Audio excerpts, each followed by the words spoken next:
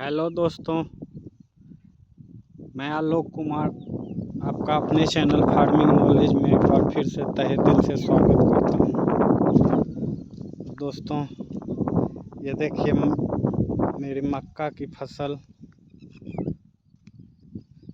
ये 9 जुलाई को इसकी बिजाई हुई है दोस्तों, और आज है 19 जुलाई। 10 दिनों की हो चुकी है दोस्तों, और ये छिड़काव विधि से बोई गई है। देखिए, पौधे एक समान कतार में नहीं है, इधर उधर हैं, फिर भी ठीक है दोस्तों। हम लोग के तरफ छिड़काव विधि से ही 99% मक्के की बुआई होती है, क्योंकि दोस्तों इस मौसम की फसल की कोई गारंटी ही नहीं कि होगी कि नहीं होगी।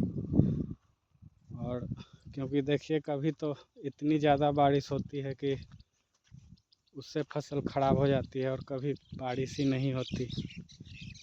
तो इसलिए हम लोग के तरफ मक्के में ज़्यादा खर्च नहीं करते, और सिर्फ मतलब छिड़काव विधि से ही बुआई कर देते हैं। तो 9 जुलाई को मैंने मक्के की बिजाई की थी दोस्तों। तो 10 जुलाई और 11 जुलाई को बहुत ज़ोरदार बारिश हुई, जिसके कारण कहीं कहीं मक्का मेरा जर्मिनेशन नहीं हुआ, जहां पानी जम गया दोस्तों। जैसे देखिए, यहाँ ये सब आपको दिख रहा होगा, ये काला काला। यहाँ देखिए मक्के का जर्मिनेशन नहीं हुआ है। और ये जो ऊपर ऊपर आपको देखिए दोस्तों मक्का दिख रही होगी, इसका मैंने छिड़काव अभी किया है। और छिड़काव करने का कारण था दोस्तों कि इस खेत में चूहे इतने ज़्यादा परेशान किए दोस्तों कि मक्का जर्मिनेशन होने के बाद भी चूहे ने खोद कर बहुत सारा मक्का खा लिया। जैसे देखिए, यहाँ देखिए, यहाँ से ये सब चूहे का कमाल है दोस्तों। देखिए, ये सब चूहों ने देखिए मक्का यहाँ खोद के, यहाँ देखिए तो ऐसे करके बहुत सारे हैं दोस्तों। और ये इधर जो पशु के चारे के लिए जो घास लगाई गई है दोस्तों, इसमें चूहे निकलकर और रात में इस खेत में आके, और ये जितने भी किनारे के पौधे थे दोस्तों, वहाँ से लेके और इधर तक, और इधर भी दोस्तों देखिए, इधर भी वहाँ जो अंतिम में बांस लगा हुआ है वहाँ तक सारे चूहे खा गए। तो इसीलिए दोस्तों हम लोग की तरफ मक्के में ज़्यादा खर्च नहीं किया जाता है, क्योंकि ये मौसम की फसल है, बारिश की फसल है।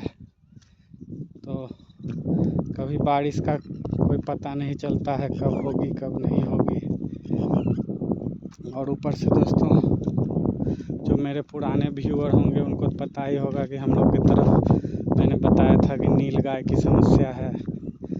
इसलिए भी लोग ज़्यादा खर्च नहीं करते। कुछ लोग तो खेत में दोस्तों लगाते भी नहीं हैं, यूं ही छोड़ देते हैं। जैसे देखिए, ये मेरे पड़ोसी का खेत है, और इस खेत में कुछ भी बोया हुआ नहीं है। तो वही किसान सोचते हैं कि कुछ होगा ही नहीं, तो खर्च करने से क्या फ़ायदा। और दोस्तों, जिन्होंने बो दिया है तो पहले तो चूहे से नुकसान, फिर कुछ दिनों बाद नीलगाय जब थोड़ी बड़ी हो जाएगी मक्का घुटने के आसपास, तो फिर इसमें नीलगाय की समस्या बहुत ज़्यादा हो जाएगी।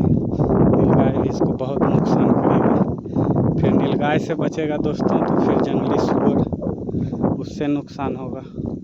तब जाके जो कुछ बचा खुचा होगा वो किसान घर ले जाएगा।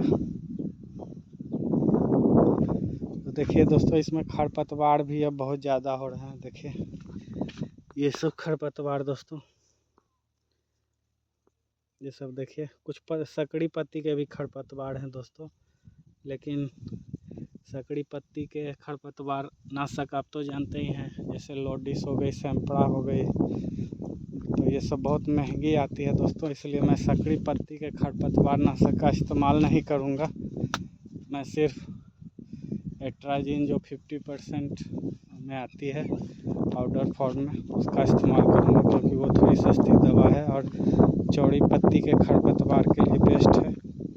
और सकड़ी पत्ती में जो खरपतवार रह जाएंगे मोथा वोथा, तो उसके लिए दोस्तों कोई दिक्कत नहीं है, क्योंकि मैंने आपको बता ही दिया कि यहाँ ज़्यादा मक्का में खर्च करने से कोई फ़ायदा है नहीं, क्योंकि उत्पादन की कोई गारंटी नहीं है। 2 एकड़ 3 एकड़ से आप 2 कुंटल 4 कुंटल 5 कुंटल इससे ज़्यादा आप मक्का नहीं ले जा सकता, क्योंकि होती ही नहीं है। और मैंने पिछले साल दोस्तों ये देखिए बांस, ये देखिए बांस लगा हुआ है खेत के चारों तरफ, और उधर भी देखिए दोस्तों बांस लगा हुआ है। ये सब खेत को मैंने तार से घेरा था दोस्तों, और उसके बाद मैंने इसमें बिजली का कनेक्शन दिया था। लेकिन नीलगाय से तो थोड़ा बचाव हो गया था, लेकिन बाद में फिर सूअर वूअर ने परेशान कर दिया, तो इसलिए मैंने इस बार वो भी छोड़ दिया कि घेरने उड़ने से कोई विशेष फ़ायदा होता नहीं है। और आप कितना घेरिएगा खेत, 2 ही खेत नहीं है और भी खेत है। मान लीजिए ये दोनों में घेर भी लेता तो उससे क्या हो जाता है। तो देखिए बारिश भी नहीं हो रही है दोस्तों, क्योंकि अब खरपतवार नाशक का इस्तेमाल करना ज़रूरी हो गया है। क्योंकि देखिए खरपतवार 4 पत्ती की हो गई है दोस्तों। तो इसी अवस्था में अगर खरपतवार नाशक का इस्तेमाल किया जाए तो सही रिजल्ट रहता है, क्योंकि बहुत सारे किसान भाइयों की शिकायत रहती है कि खरपतवार नाशक सही से रिजल्ट नहीं देता है। तो उसका कारण यही होता है कि लोग जब खरपतवार बड़े हो जाते हैं तब दवा का इस्तेमाल करते हैं, तो दवा सही से काम नहीं करती। जैसे ये 10 दिन की मक्का की फसल है, अभी आप इसमें खरपतवार नाशक का इस्तेमाल कर सकते हैं। अगर आप दवा की डोज थोड़ी कम भी रखते हैं दोस्तों, फिर भी दवा सही काम करेगी, क्योंकि खरपतवार अभी छोटी अवस्था में है और इसके डंठल जो है वो मुलायम है, तो दवा का असर जल्दी होता है। लेकिन समस्या ये है दोस्तों कि बारिश नहीं हो रही है। 9 तारीख को बिजाई की थी, 10 और 11 को बारिश हुई दोस्तों। उसके बाद फिर बारिश 7-8 दिन से नहीं हुई है। अब खेत भी देखे होंगे कि खेत भी उजला हो गया है। तो अब जब भी बारिश होगा दोस्तों, ऐसे 2 दिन के बाद का फोरकास्ट दिखा रहा है। तो अगर 2 दिन के बाद बारिश हो जाती है तो उसके बाद खरपतवार नाशक का इस्तेमाल किया जाएगा। और बरसात के दिनों में दोस्तों खरपतवार नाशक का इस्तेमाल करना ज़रूरी है, क्योंकि इतने ज़्यादा खरपतवार हो जाते हैं खेत में, फिर तो आप जो 4 कुंटल 5 कुंटल भी जो मक्का मैंने बताया वो भी नहीं हो पाएगा। क्योंकि खरपतवार तो आप जानते हैं कि बरसात के दिनों में इनका कितना तेज़ी से बढ़वाड़ होता है। कि इधर मक्का का जर्मिनेशन ठीक है दोस्तों, लेकिन जहाँ जहाँ खेत नीचे रहता है, जहाँ पानी जमता है, वहाँ दिक्कत हो गया जर्मिनेशन में।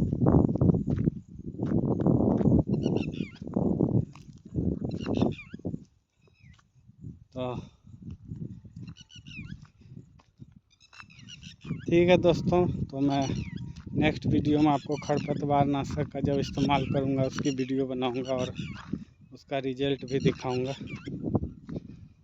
तो मेरे वीडियो में प्यार देने के लिए आप सभी भाइयों का दिल से धन्यवाद। बने रहिए।